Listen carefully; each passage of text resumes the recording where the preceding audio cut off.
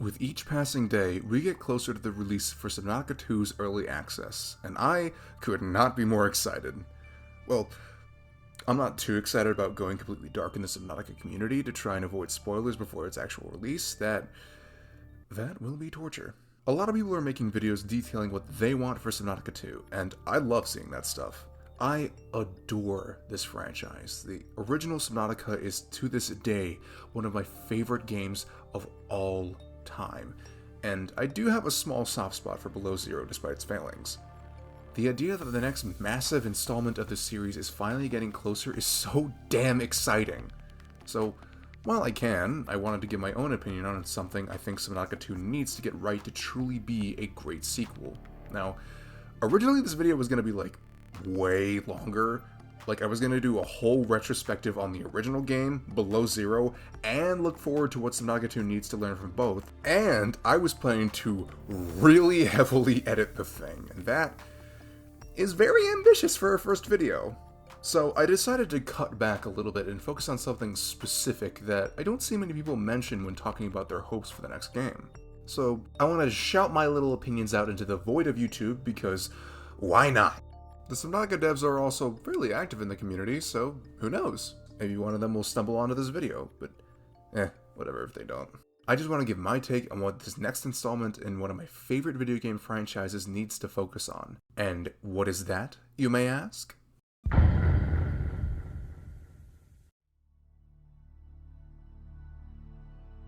There are infinite things that the first Subnautica does well, but one of its biggest strengths to me is its immersion. The way the game is able to suck you in and truly make you feel like you are drowning in an ocean of unknowns is incredible. And Below Zero, it didn't do this as well, but there's still things to learn from it, so I want to quickly go over how immersion is handled in both games to see what we can glean for this next installment.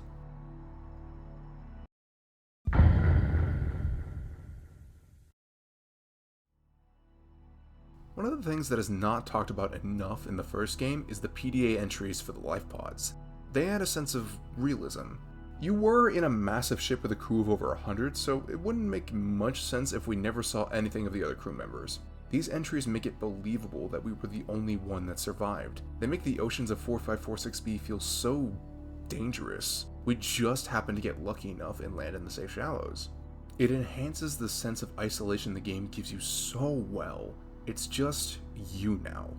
You're alone. Not to mention the voice acting for these bits is stellar. In a way, it grounds the environments. It's one of the few things Subnautica does to enhance its feeling of isolation. It really feels like we are in a survival situation, scrounging for what we can and hoping that the bigger predators don't get a whiff of us. That's something so special about this game. So many sandbox games don't really make you feel like you are in an unknown environment, which is fair, as most of them just want to provide a fun gameplay experience, but with Subnautica, really getting into the mindset of Riley makes this feel so dire. The whole game is laced with this sort of melancholic feeling. This planet is beautiful and vibrant, filled with incredible life, but you're alone. Your entire crew is dead. You find the wreckage of people who are long gone and are able to hear them slowly realize that there's no way out. It's a feeling that would probably be with any of us if we were really in the situation. Something else that really helps suck the player in is, of course, the music. Subnautica's music isn't exactly fun to listen to, like say Undertale or hell, even Below Zero, but that's not its purpose. Its music is an environment enhancer only.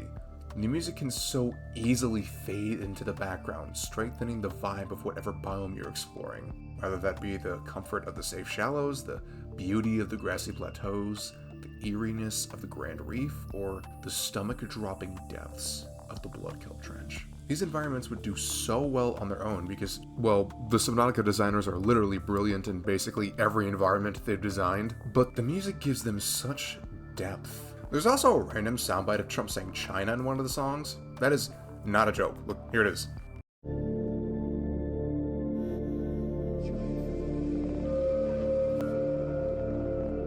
Why is it there? I don't know. It's funny though. There's also something about Subnautica that I don't think many games can pull off as organically as it can. Subnautica sometimes just drops the soundtrack. From my memory, it doesn't happen often, but the game's music can literally just fade out and stop for a while. And that silence is absolutely deafening in the right situation. And this contributes to something else that takes Subnautica's immersive atmosphere to the next level. Subnautica is incredible with sensory deprivation. This applies to the big two, sight and sound, as I'm not actually too sure how Subnautica would deprive you of smell or taste, but those are the two that matter the most. The main sense that this game plays with is definitely sound. Like I said, the music can cut to leave an eerie quiet, but the game itself is really good with balancing audio. The subs are quiet and make literally no noise if you're not moving. The ocean is still, with only the occasional sound of some creature breaking through the silence. This especially works as once the player discovers one of the bigger threats to their safety, like this cuddly little guy, their wariness is significantly heightened. Sound cues can play a big role in the game, as a lot of predators have very audible noises. So, when the player is exploring somewhere new, they're keeping a keen ear out for any sort of sound, a shift, a growl, or a roar. It's so easy for your brain to trick you into thinking you heard something, for panic to ensue because you may have heard something, but your brain doesn't exactly know from where. And that's where Subnautica plays with sight. The game is underwater, so the use of fog to obscure the distance is a natural choice, but that works in tandem with the use of sound as it's obscuring information. The distant fog is able to cover up so much that you really can't tell what's around you unless you get closer. And in a survival situation, that's not exactly a comfort. You think you heard a predator? Well, if you're not familiar with its sound or you just faintly heard it, you'll only really know if it's there if you seek it out or it finds you. And of course, this is greatly enhanced when it's nighttime, because Subnautica gets dark. Like, pitch black dark. There's some bioluminescence in some plants and animals, but if you don't have a light source, it is pitch black most of the time. This has literally made me refuse to go to the Aurora at night in basically all of my playthroughs. I know how to get in and out pretty safely, but you never know if one of the Reapers might be wandering a bit. And finally, the one thing that best creates an immersive setting for Subnautica is its story. The story of Subnautica is pretty simple, but it's carefully laid out for you to find it piece by piece. Every little PDA or ancient precursor base you find deepens your understanding of this planet and its current situation. The game is also really good at naturally raising questions, encouraging exploration. Why did our ship crash? Well, a big-ass alien laser blasted it and shot it down. Okay.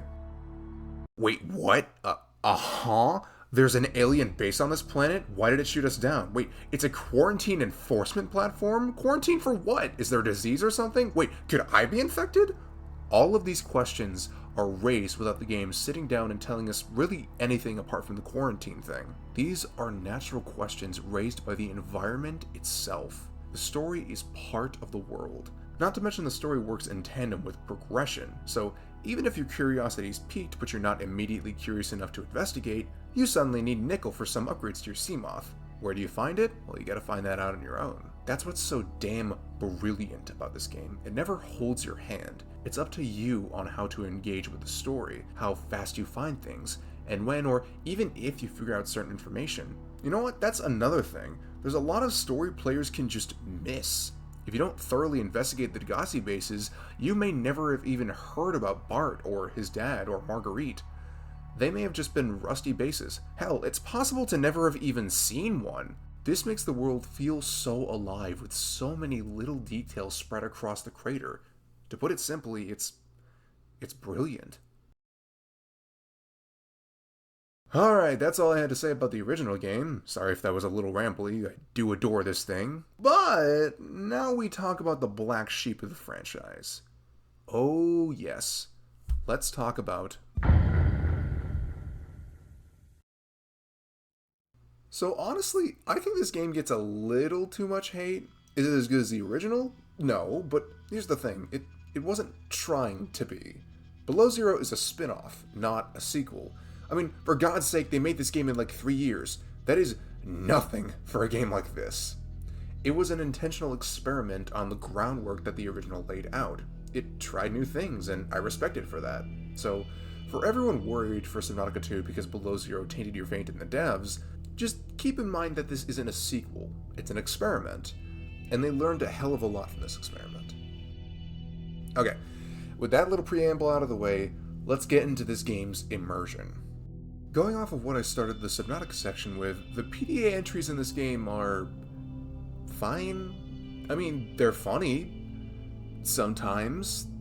Yeah, I'm not a huge fan of these things. I mean, it's not a favorable comparison. We went from survivors of a crash fighting to keep their lives while hope is slowly falling and death seems more and more inevitable, to a scene from The Office. I mean, they're not bad, it just doesn't work as well.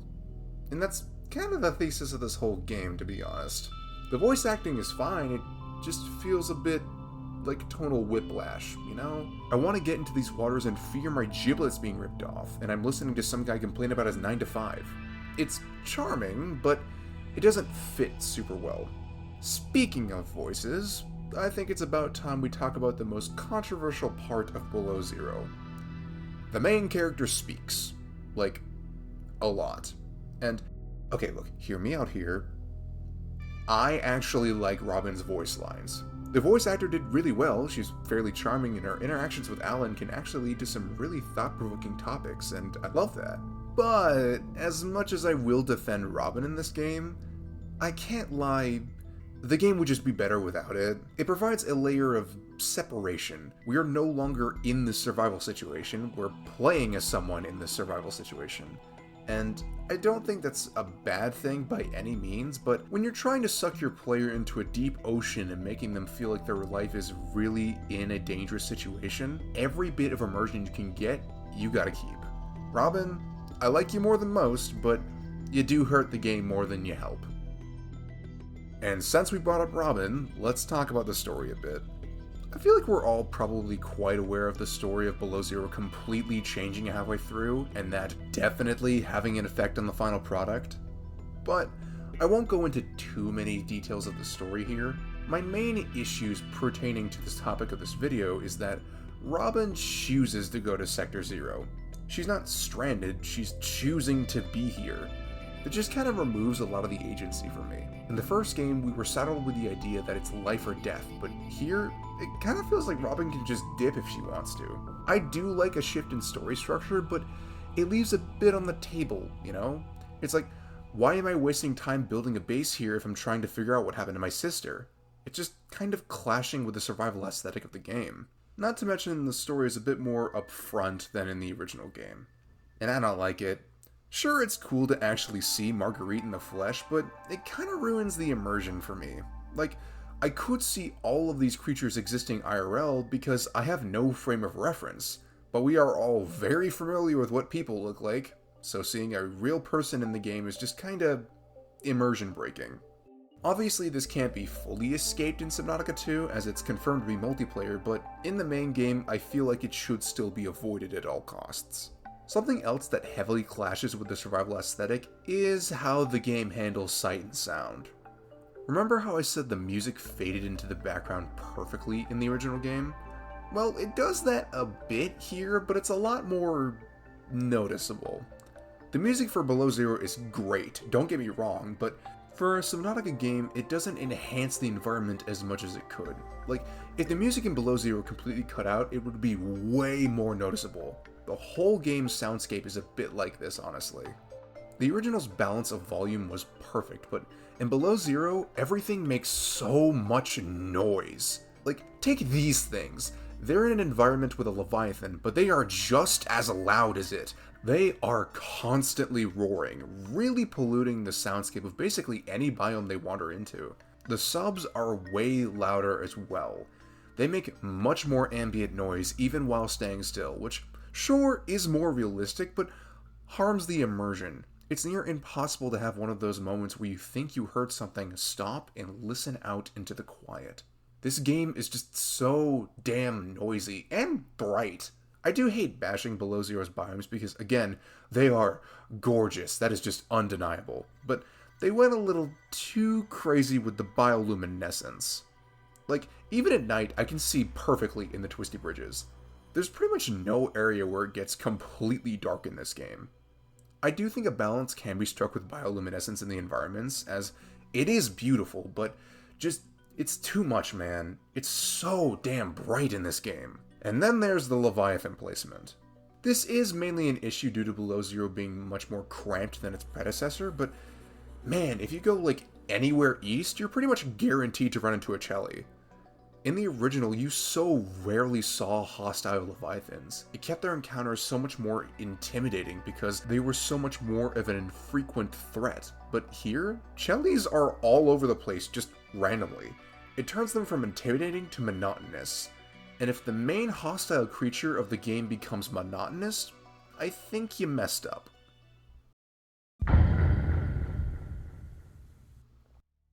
So, what are the takeaways here? Well, obviously I skewed a lot more positively for the original game, which is to be expected. This is Subnautica 2, Below Zero will probably just remain a spin-off.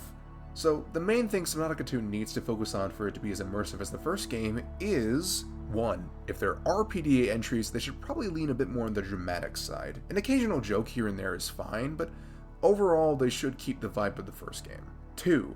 The music should sink much more into the atmosphere and biomes. Again, I do love Below Zero's soundtrack, but I can't deny that the impact of the original just was so much more effective than in Below Zero. 3. The sounds and visuals need to be more on the subtle side. Quieter sound heightens the player's awareness and can make for some really tense situations. The game can definitely have some bright areas like in Below Zero, as, again, they are beautiful, but it definitely needs some darkness in there too. I want to be scared to explore at night again. 4. The story should not be as upfront as in Below Zero. It's cool for that game, but if we want a real successor to the original, it's gotta be more subtle. Let players discover and learn it at their own pace, and I don't really want any actual people showing up in the game aside from multiplayer. That just kinda takes me out of it. And 5. Keep the Leviathans in more strategic places. The player should never get used to them. They should stay fresh for the entire time the player's doing their thing. And that's about it. Man, I was kind of mean to Below Zero. I swear I like this game, but overall, I think the devs got this. I'm very confident that the devs over at Unknown Worlds can make something that is truly spellbinding. I don't think it'll ever recapture the feeling the first game gave us, but I do think that it'll have its own feel. I got a feeling that this game is going to be one for the ages, but I suppose we'll just have to wait and see. Hi, thanks for watching my little video. I tried to keep this short as to actually get this video made eventually. I have a bit of an ambition problem when writing video ideas. I would have loved to edit this thing a bit more, but again, I wanted my first video to be a little bit more on the simple side. So, if you liked hearing me ramble about all this shit, do all the things that everyone tells you to do, you know, hit the subscribe button, touch the bell, is there anything else? Like the video? Yeah. But yeah, thank you for watching. Bye.